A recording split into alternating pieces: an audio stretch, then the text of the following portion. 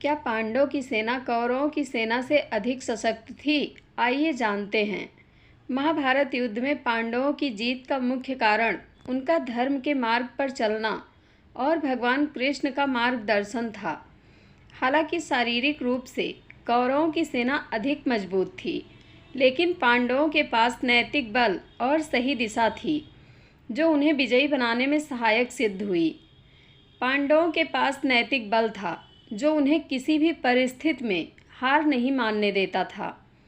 वे जानते थे कि वे सही हैं और इसलिए वे अंत तक लड़े। पांडव सेना कौरव सेना से अधिक सशक्त थी। महाभारत की घटनाओं के अनुसार इसके निम्नलिखित कारण हैं।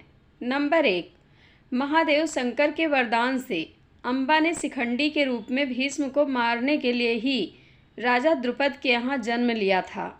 नंबर 2, धृष्टद्युम्न का जन्म द्रोणाचार्य को मारने के लिए ही हुआ था। इस दृष्टि से युद्ध में द्रोणाचार्य का धृष्टद्युम्न के हाथों मरना निश्चित था। नंबर 3, भीष्म ने शिखंडी एवं 5 पांडवों को न मारने का निर्णय लिया था। साथ ही पितामह भीष्म ने पांडवों को अपने मरने का उपाय भी बतला दिया था। नंबर 4, कृपाचार्य ने अर्जुन की वीरता का वर्णन करते हुए कर्ण को कहा था कि अर्जुन ने अकेले ही चित्रसेन गंधर्व के सेवकों को युद्ध करके समस्त कौरवों की रक्षा की थी। अर्जुन ने अकेले ही अग्निदेव को तृप्त किया था। किरात वेश में आए भगवान शंकर से भी उसने अकेले ही युद्ध किया था। निवातकच और काल के दानवों को भी उसने अकेले ही मारा था। क्या तुमने अकेले ऐसा कोई युद्ध कर किसी को पराजित किया है?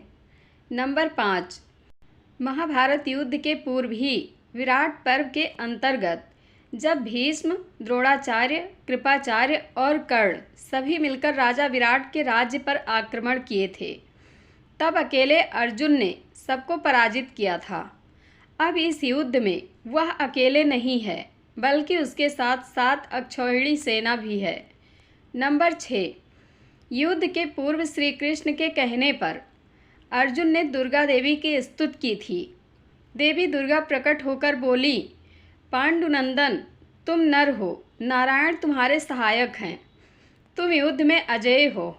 नंबर 7, युद्ध प्रारंभ होने के पहले जब राजा युधिष्ठिर पांडवों सहित पितामह भीष्म, गुरु द्रोणाचार्य, कृपाचार्य एवं शल्य से आशीर्वाद मांगने गए, तो चारों ने उन्हें विजयी होने का आशीर्वाद दिया। नंबर 8, युद्ध शुरू होने के कुछ पहले ही धृतराष्ट्र का पुत्र युयुत्सु पांडव पक्ष में मिल गया था। नंबर 9, युधिष्ठिर के मामा शल्य रहे तो धृतराष्ट्र के पक्ष में, लेकिन युधिष्ठिर का कहना मानकर शल्य ने कर्ण के रथ का सारथित्व करना स्वीकार किया था और सदा कर्ण को निरुत्साहित करते रहे। नंबर 10, जब दुर्योधन ने यह जानना चाहा था कि कौन कितने दिन में पांडव सेना का संहार कर सकता है, तो भीष्म ने कहा था 1 महीना में, द्रोणाचार्य ने कहा था 1 महीने में, कृपाचार्य ने कहा था 2 महीने में, अश्वत्थामा ने कहा था 10 दिन में, तथा कर्ण ने कहा था 5 दिन में सारी सेना का संहार कर सकता हूँ। इसी प्रकार जब युधिष्ठिर ने अर्जुन से पूछा था, तब अर्जुन ने कहा था, श्री कृष्ण की सहायता से मैं अकेला ही केवल एक रथ पर चढ़कर क्षण भर में देवताओं सहित तीनों लोकों के सभी जीवों का प्रलय कर सकता हूँ। भगवान शंकर द्वारा दिया गया पशुपतास्त्र मेरे पास है। भगवान शंकर प्रलय काल में संपूर्ण जीवों का संहार करने के लिए इसी अस्त्र का प्रयोग करते हैं। इसे मेरे सिवा ना तो भीष्म जानते हैं और ना ही द्रोणाचार्य, कृपाचार्य, अश्वत्थामा और कर्ण। नंबर 11, दुर्योधन के साथ केवल सामरिक संख्यात्मक शक्ति थी, जबकि पांडवों के साथ सत्य, धर्म एवं न्याय सहित आध्यात्मिक शक्ति थी, जिसके प्रतीक स्वयं भगवान श्री कृष्ण थे। उपर्युक्त कारणों से ही पांडव पक्ष की विजय हुई थी। इसे हम महाभारत युद्ध के पश्चात ही जान पाते हैं। तथापि इसमें भगवान श्री कृष्ण, भीष्म, गुरु द्रोणाचार्य एवं कृपाचार्य पहले से ही जानते थे। जय श्री कृष्ण। धन्यवाद।